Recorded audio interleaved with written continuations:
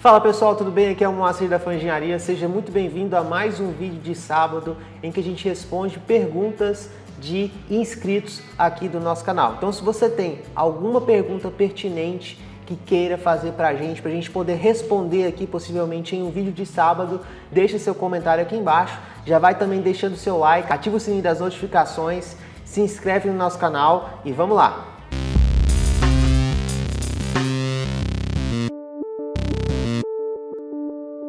Hoje eu vou responder uma pergunta bastante comum que eu recebo de vários alunos a respeito de fator de agrupamento, na hora de realmente executar esse fator de agrupamento no seu projeto. Então vamos lá, a pergunta é do Antônio. O Antônio Pereira falou o seguinte pra gente: bom dia, me ajuda aí, o fator de agrupamento no caso de 3 circuitos, essa correção é aplicada em todos os condutores ou só no circuito que difere dentro do conduíte? Exemplo, no circuito onde está o chuveiro, a iluminação e o circuito de tomadas. Esse fator é para todos ou eu posso aplicar, no caso, só para o chuveiro? Bom, Antônio, já vou te adiantando o seguinte. O fator de agrupamento você tem que utilizar e aplicá-lo em todos os circuitos daquele conduto fechado em que ele se encontra, daquela eletrocalha que ele se encontra, tá? Eu vou dar um exemplo aqui para vocês, vou direto para a norma e vou exemplificar isso melhor. Então vamos lá, Antônio, só para você verificar aqui como é que funciona o processo de aplicação do fator de agrupamento, a gente já tem um vídeo aqui no canal que fala desse processo em que você utiliza e aplica na prática esse fator de agrupamento. Só que é o seguinte, imagina que você tenha no mesmo conduto fechado, no mesmo eletroduto, por exemplo, tá? Um circuito de 2,5, um circuito de 4, um circuito de 6, certo? Um circuito de 2,5, outro de 4, outro de 6. Você vai verificar, esse circuito é monofásico ou trifásico, né? Se ele for monofásico, ele possui 2 condutores carregados em plena carga, né? Se eu estou utilizando naquele equipamento ou naquele circuito plena carga, 100% da carga. Aí eu vou ter que capacidade de condução de corrente de 24, certo? Ampere. Vou ter capacidade de condução de corrente do meu outro circuito, 32 ampere. E vou ter capacidade de condução de corrente do meu outro circuito de 41. Só que eles estão no mesmo eletroduto, certo?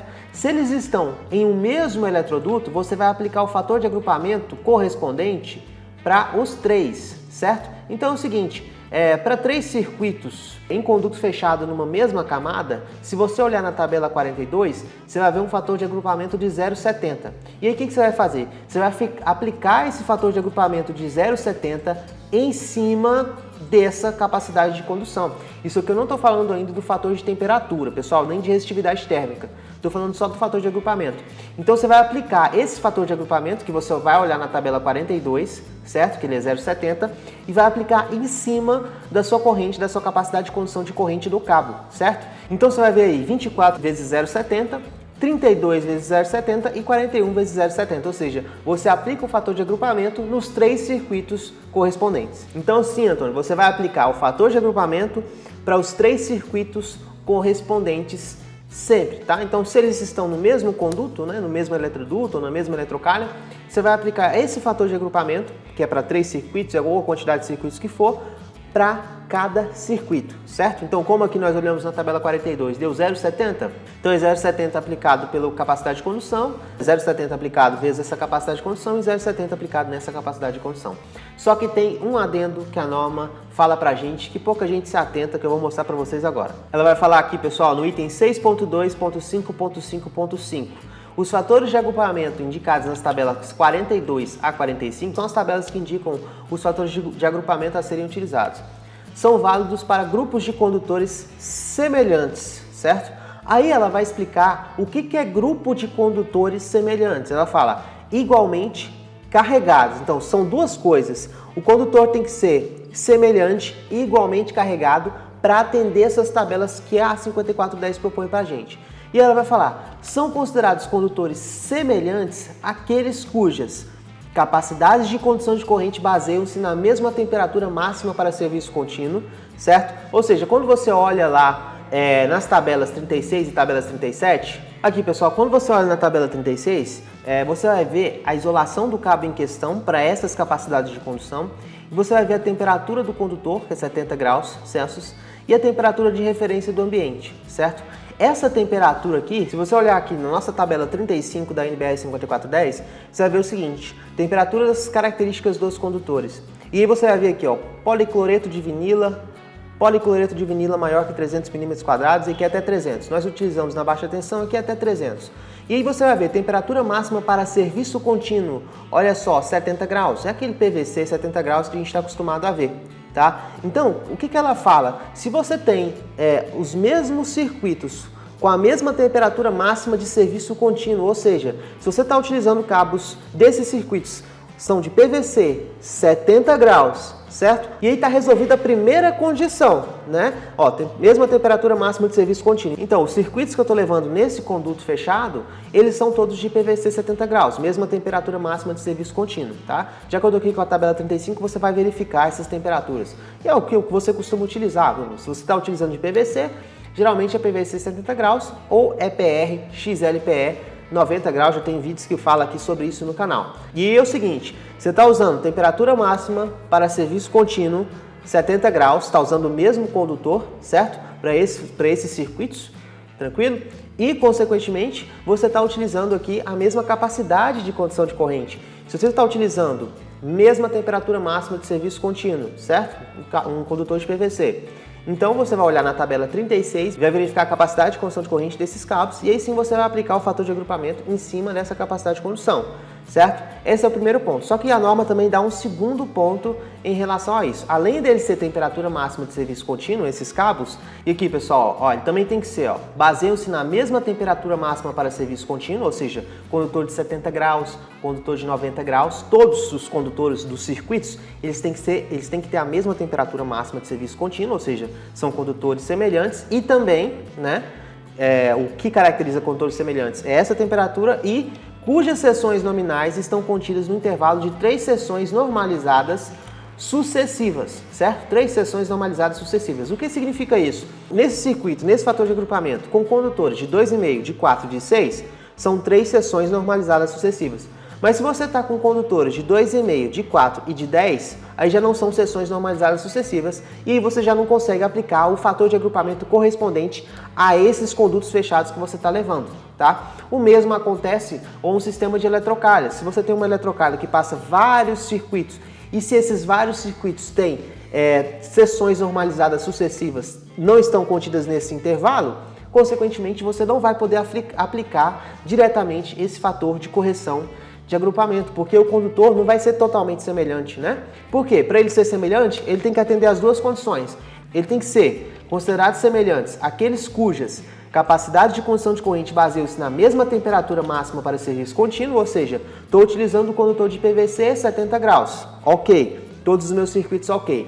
E também cujas seções nominais estão contidas no intervalo de 3 seções normalizadas sucessivas. Ó, seções nominais em 3 seções normalizadas sucessivas. Se eu estou usando 2,5, 4 e 10, já não está em 3 seções normalizadas sucessivas, já não consigo utilizar. Por isso que a gente costuma separar, por exemplo, numa instalação residencial, esses circuitos. Aí eu utilizo condutor de 2,5, 4 e 6, por exemplo, levo num conduto só. Quero utilizar o de 10, levo de forma separada e alimento esse de 10 milímetros. Porque provavelmente esse circuito de 10 milímetros, ele vai ser um circuito que deve ser levado de forma exclusiva, como por exemplo o circuito de um chuveiro, tá certo? Mas se você tiver 3 seções normalizadas sucessivas, diferentes seções, você pode utilizar o fator de agrupamento aplicando em cada um, de acordo com a tabela 42, por exemplo, sendo aplicado em cada um desses circuitos, tá certo? Não esqueça de lembrar também que existem os condutores carregados que você tem que verificar, tá certo? Lá na tabela tem 2 e 3 condutores carregados, mas tem também uma tabelinha na norma que mostra esses condutores carregados, quando que você tem que considerar. Vou mostrar para vocês. Então aqui a NBR 5410, na tabela 46, ela vai trazer para a gente o número de condutores carregados a ser considerado em função do tipo de circuito. Então você tem monofásico a 2 condutores, considera 2 condutores carregados, monofásico a 3 condutores, 2 condutores carregados, 2 fases sem neutro, 2 fases com neutro e assim por diante. Beleza, pessoal? Então são algumas coisas que você tem que considerar. Vamos lá. Para você conseguir aplicar os fatores de agrupamento indicados na tabela 42 e 45, né, eles vão ser válidos para condutores semelhantes e igualmente carregados, essas duas condições, né? Ou seja, eles têm que ser semelhantes, mesma temperatura máxima de serviço contínuo, ou seja, mesmo cabo condutor a ser utilizado, PVC 70 graus ou EPR 90 graus. Todos os condutores do que você está analisando tem que ser a mesma temperatura máxima de serviço contínuo E também tem que estar dentro de 3 seções normalizadas sucessivas, tá? De 2,5, 4, 6, cabo de 10, de 16 e 25, por exemplo, tá certo? Para você poder aplicar os fatores indicados nas tabelas 42 e 45, beleza?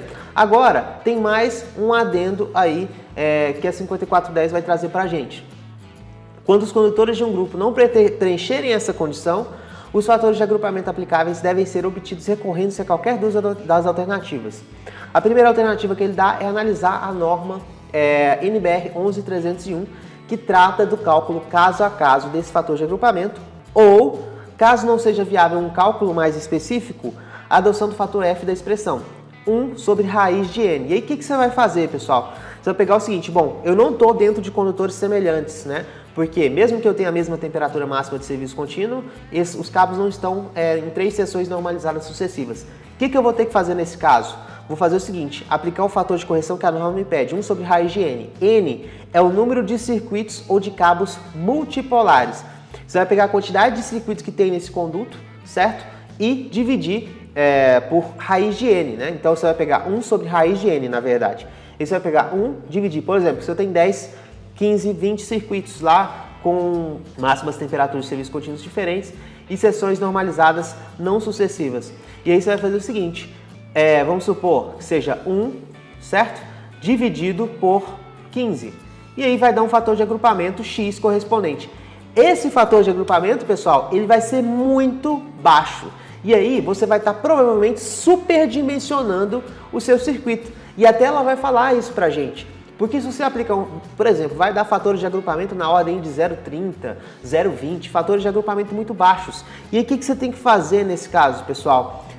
Prestar atenção ou mudar o tipo de conduto, essas seções normalizadas, para evitar de utilizar esse fator de agrupamento que é muito severo, que vai acabar ficando muito baixo, ou você utilizar a norma 11301, que trata do caso a caso, tá? Que aí é bastante complicado também e que entra provavelmente para outro vídeo aqui para vocês. E aí, olha só, o fator de correção para grupos contendo condutores das mais diferentes seções nominais depende da quantidade total de condutores da combinação de seções, o que torna virtualmente inviável a elaboração de tabelas de uso prático. Tantas seriam as variáveis envolvidas. Olha o que a norma está falando para a gente.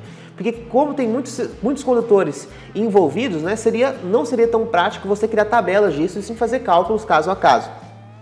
E aí ele vai falar aqui, ó, na nota 2, muito importante, pessoal, a expressão indicada na linha B, certo? Que é essa aqui, ó, 1 sobre raiz de N, que N é o número de circuitos, está a favor da segurança e reduz os perigos de sobrecarga, beleza, né, dos condutores de menor seção nominal.